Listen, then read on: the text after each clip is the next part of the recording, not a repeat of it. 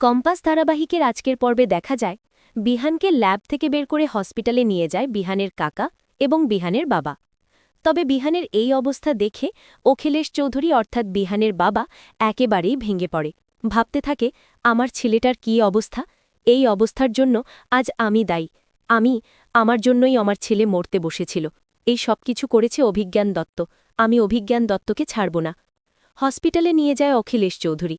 Doctor জানায় যে বিহানের অবস্থা একদমই ভালো না, মৃত্যুর সাথে পাঞ্জা লোঠে বিহান।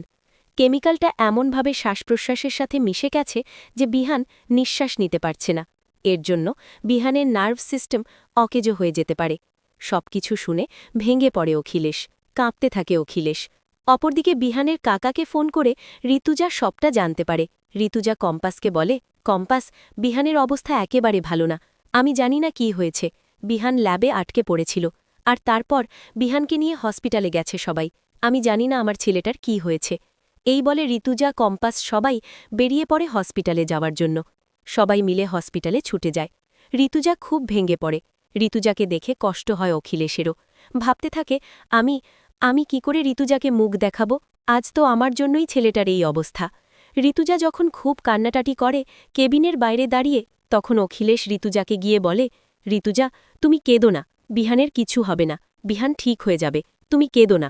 ঋতুজা অখিলেশের চোখে তাকিয়ে বলে, অখিলেশ, দেখো আমাদের ছেলেটার কি অবস্থা, দেখেছ কি করে ওর এরকম অবস্থা হলো?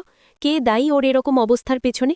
সত্যি করে বলো অখিলেশ, যে আমাদের ছেলের এই অবস্থা করেছে তুমি তাকে চেনো না অখিলেশ? অনেক হয়েছে, নিজের ছেলের এই অবস্থার জন্য কি তুমি অনুতপ্ত হবে না? আজ আমাদের ছেলেটা মরতে বসেছে অখিলেশ, এখনও কি তোমার ভুল ভাঙবে না? অনেক অন্যায় করেছে অখিলেশ, আর নয়, এবার অন্তত নিজের ভুলটা বোঝো। কম্পাস সব বিহানের জন্য কাঁদতে থাকে এবং ঠাকুরের সামনে দাঁড়িয়ে বলতে থাকে, ঠাকুর, তুমি বিহান স্যারকে সুস্থ করে দাও। ঠিক তখনই সেখানে অভিজ্ঞান দত্ত আসে এবং নাটক করে বলে, কি হয়েছে বিহানের?